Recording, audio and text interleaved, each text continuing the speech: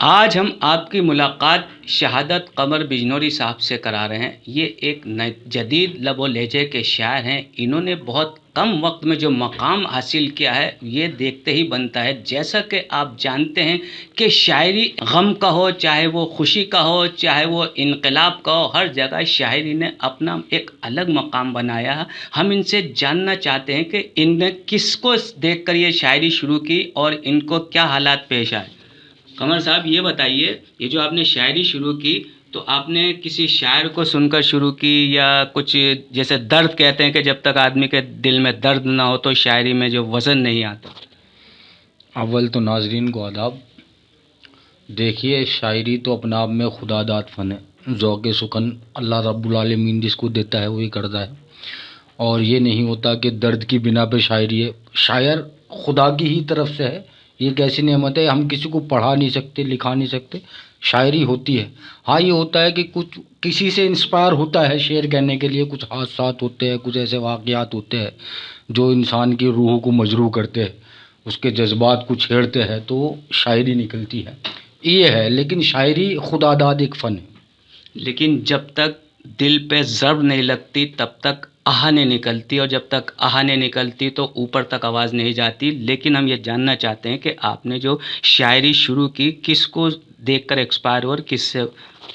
جی، اول تو ہم نے مرزا غالب کو، دنیا سخن کے جو بادشاہ ہے، انہیں کافی پڑھا ہے۔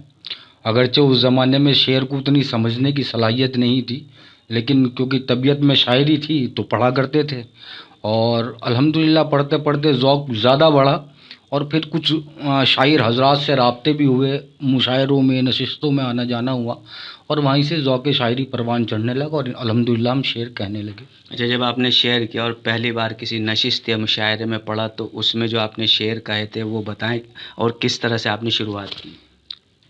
مجھے ایک غزل کے دو شعر اس زمانے کے، تقریباً 15 سے 18 سال پرانی غزل ہے کہ، اور تقریباً دوسری یا تیسری نشست میں نے یہ غزل پڑھی تھی کہ اے دل بے آبرو تجھ کو خدا غارت کرے، اے دل بے آبرو تجھ کو خدا غارت کرے، میرا قاتل تو ہے تو تجھ کو خدا غارت کرے، چھو لیا کمبخت تو نے نامہ دلدار کو، ہائے کیوں کر بے وضو تجھ کو خدا غارت کرے۔ یہ غالباً 15 یا 18 سال پہلے کی غزل ہے، اور ابتدائی دور کی ہے۔ الحمدللہ اس زمانے میں بھی اچھی غزلیں ہم سے ہوئی۔ اچھا، جیسے جس جگہ سے آپ رہتے ہیں تو وہاں پر ٹھیک ہے آپ نے غالب صاحب کو پڑھا، تو اس کڑی میں بہت سارے شاعر ہیں، جیسے عشرت کرت پوری ہیں، افغن نجیب آبادی ہیں، اور ارشد ندیم ہیں، بہت سارے شاعر۔ ان میں سے کسی کو آپ نے شاعر پڑھا یا ان میں کس کو جو آپ کے استاد تھے انہیں سناتے تھے؟ سر دیکھیے، آج بھی ہم ان لوگوں کو تو آج بھی پڑھتے اور ان سے آج بھی انسپائر ہوتے ہیں، آج بھی ان کو پڑھتے، اچھے شعر سننے کو ملتے، اور ہم بھی جب کوئی شعر کہتے ہیں تو مشورتاً کسی نہ کسی استاد شاعر کو دکھا لیا کرتے ہیں، مشورہ کر لیا کرتے ہیں۔ جیسے ارشد ندیم صاحب ہے، ہم اکثر ان سے مشورہ کرتے رہتے ہیں شاعری کے لحاظ سے، اور وہ ہمیں مشورہ دیتے ہیں۔ جیسے آپ پہلے کرت پور میں تھے، آپ بمبئی چلے گئے، تو بمبئی میں بھی نشستوں کا اور مشاعروں کا سلسلہ جاری ہے؟ جی الحمدللہ، ممبئی میں نے احسان قریشی صاحب ہے جو کامیڈین ہیں، ان کی وائف ہے زینت احسان قریشی، ان کی نشست میں، ان کی ایک کتاب کے اجرے میں نے پڑھا ہے الحمدللہ، اور بڑا کامیاب رہا ہوں۔ اور منظر بلیاوی صاحب تسنی کی فلم کے رائٹر ہے، ان کے ساتھ بھی ہم پڑھتے ہیں۔ ارشاد راغب صاحب ہے، وہ بھی فلموں میں لکھ رہے ہیں، ان کے ساتھ بھی میں نے پڑھا ہے۔ ایم تراز صاحب کے ساتھ بھی پڑھا ہے ساکن آقا کا ایک مشاعرے میں، تو الحمدللہ وہاں پڑھنے کو ملتا رہتا ہے۔ اچھا، اب ہمیں کچھ ایسے اپنے چنندہ دو چار اشعار جو آپ کی غزلوں سے پسند ہوں تاکہ سامعین بھی اس کو سن کے محظوظ ہو سکیں۔ ایک قطع میں کہنا چاہوں گا کہ 2-3 شعر، یا یہ سمجھ لے غزل کے 3 شعر جو مجھے اچھے لگتے ہیں اور تازے بھی ہے، اس لیے پڑھ دیتا ہوں کہ ترنم سے پڑھ دوں؟ چاہے جیسے مالک۔ میرے وجود میں محدود کر گیا ہے مجھے، میرے وجود میں محدود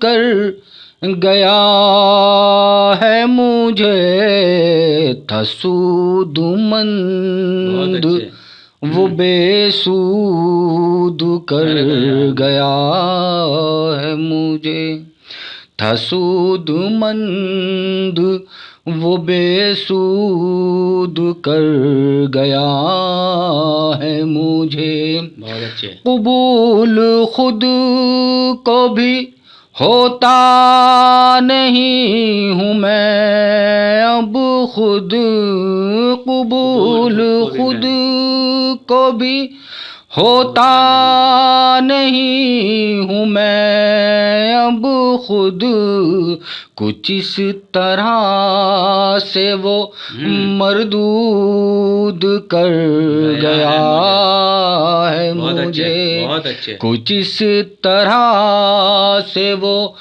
مردود کر گیا ہے مجھے، خدا کرے کہ کسی روز خود کو مل جاؤں، خدا کرے کہ کسی روز خود کو مل جاؤں، قمر وہ اپنا ہی مقصود کر گیا ہے مجھے، قمر وہ اپنا ہی.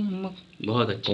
اچھا، اب آپ کا ابھی تک کوئی دیوان آ چکا ہے، دیوان آیا ہے یا تیار؟ نہیں، ابھی نہیں، انشاءاللہ آئندہ سال آ جائے گا. انشاءاللہ. جی. اچھا، جو آپ کے بعد جو نوجوان نسل آ رہی ہے شاعری کے حوالے سے، تو بہت سے لوگ ہیں، آج کل تو واٹس ایپ کا زمانہ ہے، واٹس ایپ پہ بھی آپ دکھاتے رہتے ہیں، تو انہیں کیا کہنا چاہیں گے؟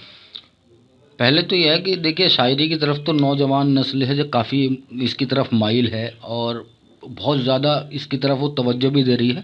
بہتر یہ ہے کہ اس میں کچھ چیزیں ایسی آ گئی ہے شاعری میں بھی اب جو کبھی کبھی دل کو بڑا اداس کرتی ہے، کہ شعر کہنے کی جو صلاحیت ہے استاد شعرا سے تھوڑا سا وہ رابطے میں رہے. اور آج کل کیا ہو گیا، کچھ شاعری میں انگلش اور کچھ اس طرح کے الفاظ ہندی اور بہر قافیہ ردیف جو اس کے گرامر وغیرہ ہوتے ہیں، تھوڑا اس کو جانے سمجھے اور قاعدے سے کرے، یہی اچھا ہے. کیونکہ شاعری ایک بڑا اچھا فن ہے، انسان اپنے جذبات کو جب جذبات کا اظہار کرتا ہے جن میں، اور بڑے درد کو، اپنے احساسات کو وہ ظاہر کرتا ہے، تو اس کے ساتھ کھلواڑ نہ کرے اور استادوں کی ہی اس میں سنگت میں رہ کر شاعری کرے. اچھا ہے. دیکھیے، یہ تھے جدید لب و لہجے کے شاعر قمر صاحب. انہوں نے کتنی اچھی بات بتائی. جو آج کل کے نوجوان شاعر ہیں کہ وہ اپنی اس کی جو زیر زبر ہے اور جو اس کی بحر ہے اس کو دیکھیں، یہ نہیں کہ کہیں کچھ، کہیں کی اینٹ کہیں کا روڑا کہیں بھی جوڑ دیا اور شاعری ہو گئی، ایسا نہیں. اور استادوں کو جب تک نہیں دکھائیں گے تو ان کی اصلاح نہیں ہو پائے گی، کیونکہ شاعری جو ایک اپنے جذبات کی عکاسی کرتا ہے، اور وہ صحیح عکاسی جبھی ہوگی کہ آپ کسی کو اپنا فن استاد کو دکھائیں اور استاد بھی آپ کی بات کو برابر سمجھے. دہلی سے احمد رامیش.